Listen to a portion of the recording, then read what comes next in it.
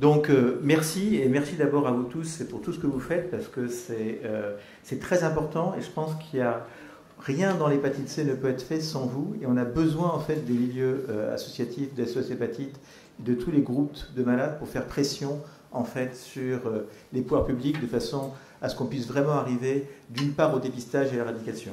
Donc merci pour l'invitation, et comme vous l'a dit Pascal, je vais vous parler des effets secondaires des traitements et de la surveillance au long cours.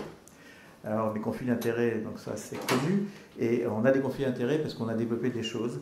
Et globalement, ce qui est d'abord génial, c'est qu'actuellement, on a à notre disposition des traitements qui permettent de guérir plus de 95% des gens dans un délai de 2 à 3 mois. C'est-à-dire c'est une vraie révolution sur le plan thérapeutique. Et en termes d'effets secondaires, en fait, le premier message, c'est d'où on part. On part en fait d'un traitement pendant 20 ans qui a reposé essentiellement sur l'interféron et la védérine. Et là, c'est une vieille diapositive qu'on avait fait sur les effets secondaires en fait, de ces traitements. Et c'est vrai que c'était absolument terrible. C'est-à-dire que si on prend les effets secondaires à la fois en termes de fièvre, les effets secondaires psychiatriques, le mal-être, enfin tout ce que généraient ces traitements était considérable. Et il ne faut pas perdre de vue qu'on est passé quand même d'un traitement qui était de 24, 48, voire 72 semaines à aujourd'hui la possibilité d'éradiquer une maladie à plus de 95% en 2 mois, ce qui est génial, et ce qui est une révolution sur le plan thérapeutique que peu de domaines en médecine ont connu. Outre que c'est la première fois qu'on arrive à guérir sur un laps de temps court une maladie chronique, ce qui était quelque chose aussi de jamais présent. Alors, ça c'est ce qu'on avait, et on vient de ce monde-là, on vient de cette époque-là, qui a été notre quotidien pendant 20 ans, avec des traitements, enfin même pendant 25 ans, avec des traitements par interféron, puis interféron pégylé et ribavirin. Aujourd'hui, on a ça, c'est-à-dire que globalement, aujourd'hui, on a des associations thérapeutiques qui nous permettent, vous voyez, d'avoir finalement très peu d'effets secondaires, mais il n'y a pas zéro effet secondaire. On a très peu d'effets secondaires en termes d'arrêt de traitement, et pour les effets secondaires graves qui entraînent un arrêt des AVD, c'est dans toutes les études moins de 1%. Ça augmente évidemment plus vous traitez les malades qui sont graves, et plus les malades ont une maladie du foie qui est avancée, plus à ce moment-là on va avoir un taux d'arrêt de traitement qui est peu important. Et c'est le point qui va être abordé cet après-midi par Georges Pajot, c'est pour les patients qui sont le plus avancés, ceux qui vont avoir accès à la transplantation hépatique, est-ce qu'il faut traiter les patients avant, après? C'est un grand débat, et globalement on a des données qui suggèrent qu'on peut les traiter après parce que le problème devient très simple. Alors globalement, qu'est-ce qui reste comme effet secondaire? Essentiellement, vous voyez, quels que soient les antiviraux utilisés, c'est essentiellement la fatigue et les céphalées qui sont les plus fréquemment observés, avec des troubles du sommeil qui sont parfois décrits. Tout ça est quand même gérable, et globalement, on s'aperçoit que, en plus, le vécu de ces effets secondaires est différent en fonction du fait que vous n'avez jamais connu de traitement ou bien vous avez déjà rencontré les traitements.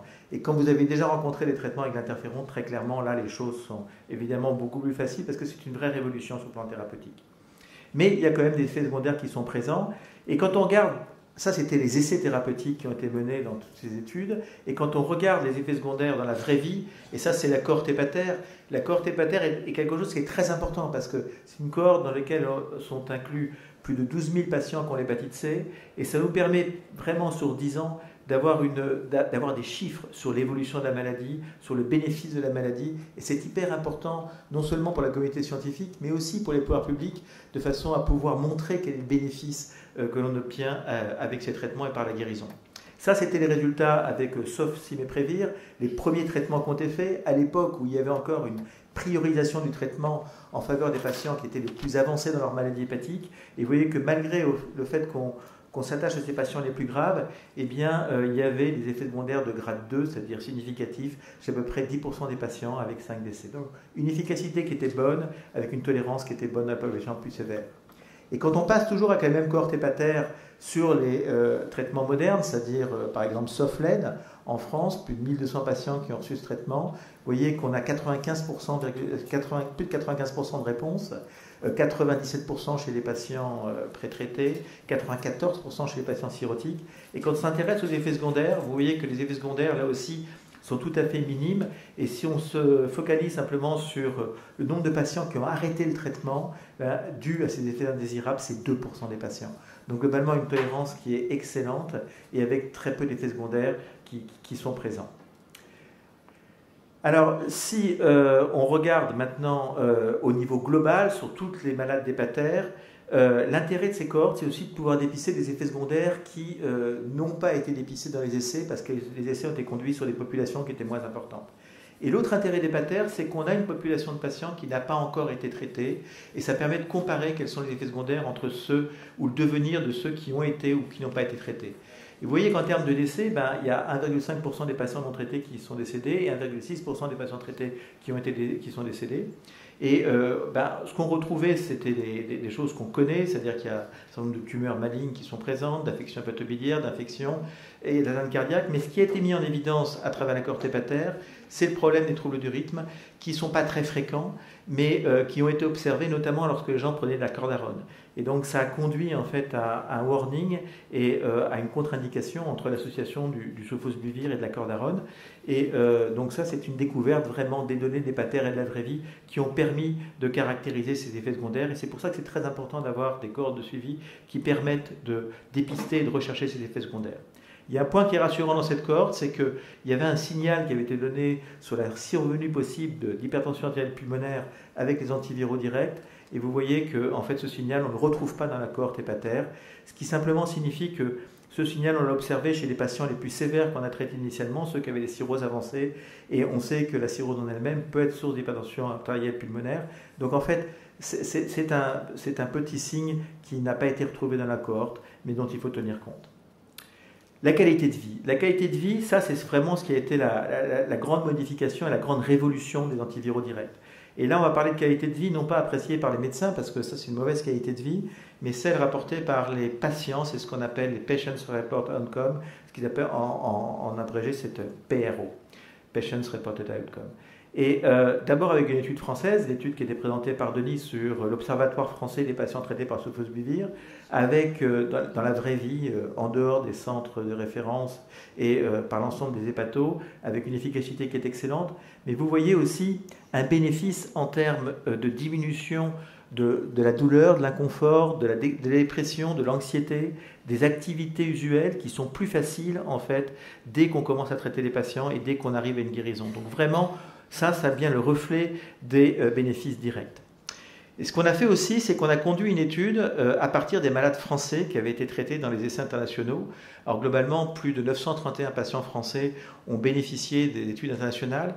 Et là, c'est intéressant parce qu'on a la qualité de vie à différents moments. D'abord avec la période initiale, c'est-à-dire les gens traités par sofosbuvir, ribavirine et interféron, puis ensuite les traitements sans interféron avec la ribavirine, puis les traitements sans interféron et ribavirine. Alors, première constatation, c'est un peu ce que je pense au départ, c'est que la qualité de vie des Français est moins bonne que celle des Américains. C'est-à-dire que globalement, la manière dont on apprécie la qualité de vie, c'est totalement subjectif, c'est la manière dont on s'exprime en fait. En France, vous n'allez jamais bien, vous allez pas mal.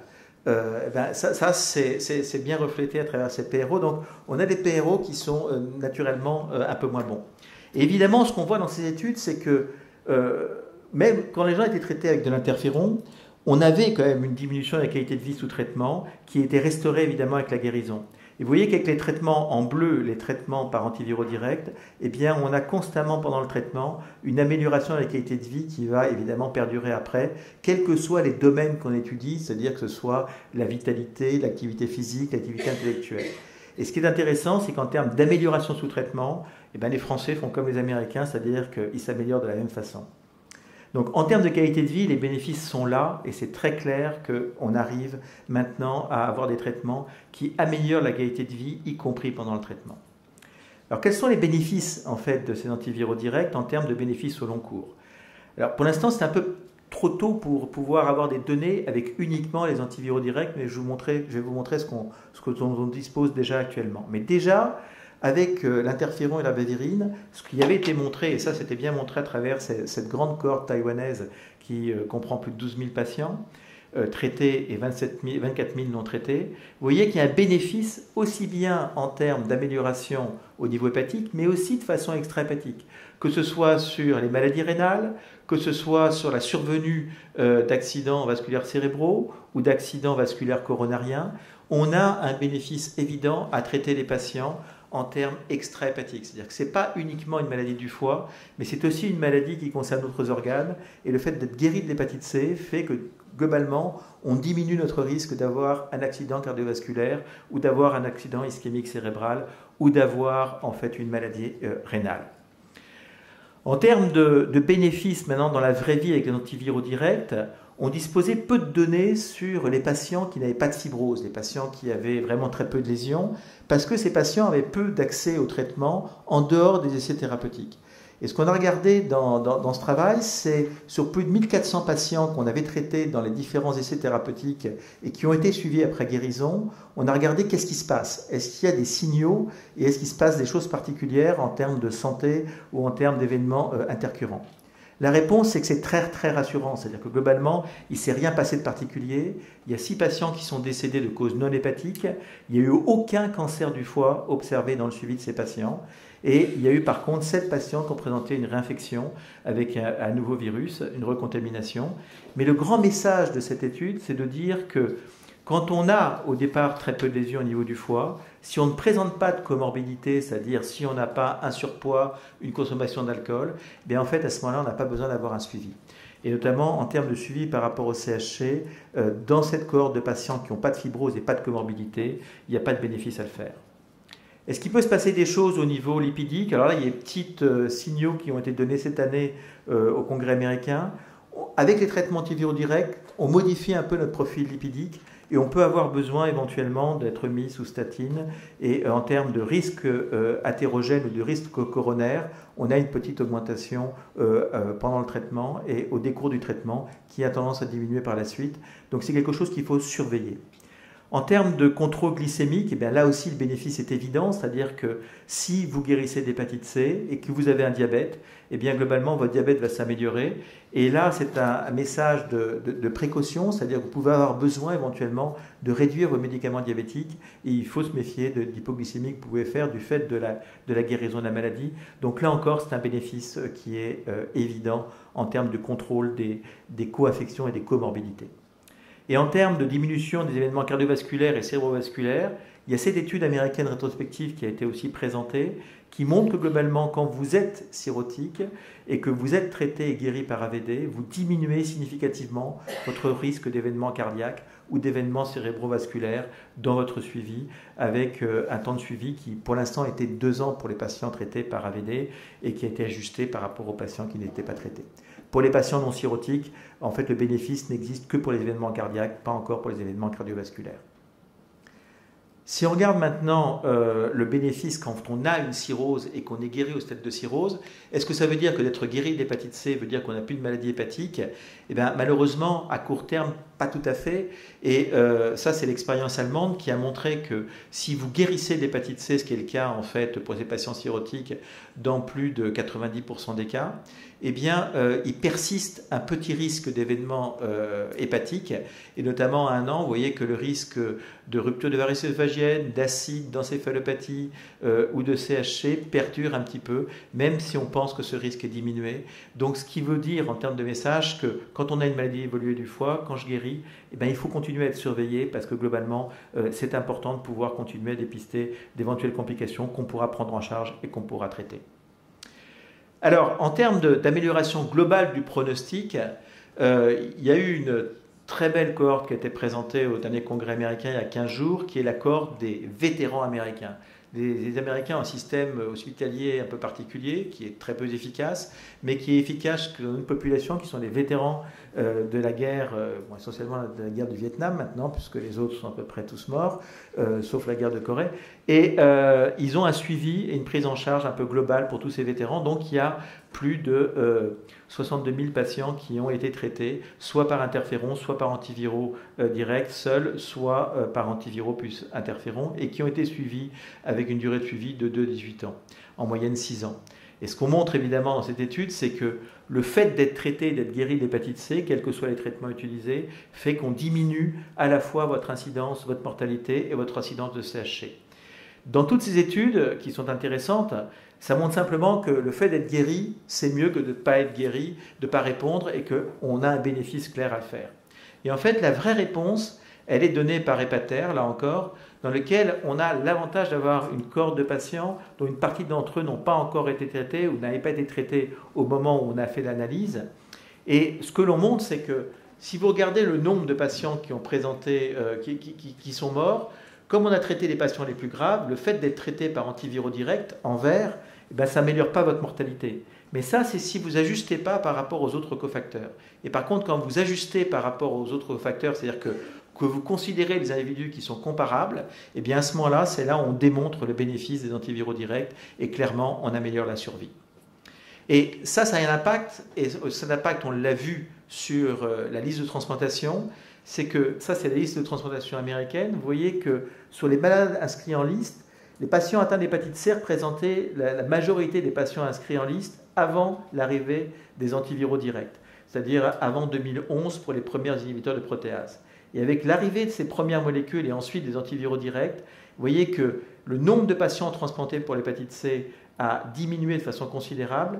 Et actuellement, pour la première fois cette année aux États-Unis, la première cause de transplantation du foie ne va plus être l'hépatite C, mais va être l'obésité et la stéatose, c'est-à-dire l'autre combat qui reste à mener, celui lié au surpoids et au syndrome métabolique. Et ça, c'est essentiellement dû au fait qu'avec la guérison par les antiviraux directs, eh bien, en fait, les gens ont de moins en moins de décompensation de cirrhose et donc se portent de mieux en mieux. Et ce qu'on a constaté, on a constaté la même chose sur la liste française de transplantation, avec une augmentation considérable de patients qui sortent de liste parce qu'ils ont été tellement améliorés que globalement, ils n'ont peut-être plus besoin de transplantation. Donc ça, c'est vraiment un bénéfice immédiat et direct qu'on voit de ces traitements antiviraux sur le devenir de la maladie hépatique. Alors, il y a quelques questions qui restent posées, et ces questions, c'est quand je suis co-infecté à la fois par l'hépatite B et par l'hépatite C, est-ce que mon hépatite B risque d'être réactivée si on me traite pour l'hépatite C? Et là, la réponse, elle a été bien étudiée sur une méta-analyse qui a repris toutes les études publiées dans le monde, dans la littérature, sur plus de 1500 patients. Oui, en effet, lorsqu'on vous donne un traitement antivirect, on peut avoir une réactivation, une réascension de l'ADN du virus B. Globalement, ça se traduit très peu par la survenue d'hépatite. Et vous voyez que sur ces 1500 patients, seuls 12 patients ont la nécessité d'être mis sous traitement pour leur hépatite B. Donc c'est un message qui est rassurant et qui simplement doit nous inciter à avoir une surveillance de ces patients lorsqu'on traite un patient pour l'hépatite C. Il faut surveiller s'il est porteur du virus B, sa charge virale B. Enfin, le grand problème qui a été, la grande question qui a été soulevée depuis 2 ans, c'est est-ce que les agents antiviraux directs comportent un risque à la fois de faire développer un cancer du foie chez les patients qui n'ont jamais eu de cancer du foie et chez ceux qui ont été traités pour un cancer du foie, est-ce qu'ils ont un risque de récidive plus important du fait des traitements par antiviraux directs? Et ça vient en fait d'un travail qui a été présenté par les Espagnols de Barcelone et par une équipe italienne qui ont observé un certain nombre de gens qui ont fait des cancers du foie rapidement après soit le traitement d'un premier cancer du foie quand ils ont traités par antiviraux directs, soit observé des cancers du foie chez des patients qui avaient été traités par antiviraux directs. Alors, le premier, c'est une vraie question qui s'est posée, et c'est vrai que pour un médecin, guérir d'une hépatite C et ensuite voir développer un cancer, c'est un cauchemar, puisque par définition, on a l'impression que... Pourquoi on a fait ça? Et c'est pour ça que c'est important de revenir sur les grandes études. Alors, depuis, un certain nombre d'études ont été publiées. Si on s'intéresse au risque de récidive du cancer du foie après traitement par antiviraux directs, toutes les études, qu'elles soient rétrospectives, prospectives, après, n'ont pas montré de risque d'avoir une récidive plus fréquente après antiviraux directs. Même chose pour les traitements de novo. Et il y a une méta-analyse qui a été présentée donc, il y a 6 mois au Congrès européen, qui a repris toutes les études présentées dans la littérature, et les données d'hépatère aussi, et qui montre globalement qu'on n'a pas de risque augmenté de développer un cancer du foie quand on est traité par antiviraux directs, que ce soit un risque d'incidence de nouveaux cancers du foie ou un risque de récidive de cancer du foie après le traitement du cancer du foie. Et le dernier exemple qui a été présenté il y a 15 jours à Washington sur la cohorte hépatère et dit la même chose, c'est-à-dire que si je regarde le risque de développer un cancer quand je suis traité par antiviraux directs, et bien évidemment dans les patients traités par hépatère, comme beaucoup étaient des patients plus graves, il y a eu plus de cancers. mais parce qu'on traitait les patients les plus graves. Et si on les ajuste par rapport à tous les facteurs de risque de survenue du cancer et par rapport à la gravité de la maladie hépatique, vous voyez sur votre gauche qu'il y a un bénéfice à traiter les patients par antiviraux directs par rapport au fait de ne pas être traités. Et donc, globalement, le message qu'on a là est complètement rassurant. Et provenant des cohortes, on a un autre message, c'est que quand on guérit de l'hépatite C et qu'on a une maladie du foie avancée, eh bien, un certain nombre de gens restent à risque de faire un cancer et doivent être surveillés. Et c'est notamment les gens qui ont soit avant traitement un TP un petit peu bas, un taux de protéines un peu bas ou qui ont plus de 50 ans. Et après traitement, ceux qui gardent des plaquettes basses à moins de 90 000 et une gamma GT augmentée, ceux-là sont des gens qui ont des risques de développer un cancer qui est plus important, donc il faut tenir, pour lequel il faut garder une surveillance importante. Donc en conclusion, je dirais que les armes thérapeutiques sont là, on a peu d'effets secondaires de notre traitement, on a clairement une amélioration de la qualité de vie, le risque de réactivation du virus B, il est faible, mais il existe, et il nécessite une surveillance mensuelle qui est nécessaire pendant et juste après le traitement. On n'a pas de risque accru de cancer du foie, que ce soit de nouveaux cancers du foie ou de récidives de cancer du foie chez les patients qu'on traite à long terme. Il n'y a pas de bénéfice à court terme, mais il n'y a pas d'effet toxique non plus. Et en termes de bénéfices au long terme qu'on obtient à travers les cohortes, eh bien, je vous ai montré qu'on commence à avoir la réalité de ces bénéfices, tant au niveau hépatique que surtout au niveau extra-hépatique. Je vous remercie de votre attention et j'avais terminé, je ne savais pas que vous alliez parler de Constance ce matin, mais j'avais une pensée pour Constance et pour tous ceux qui nous ont quittés cette année, pas forcément de maladie hépatique. Je vous remercie de votre attention.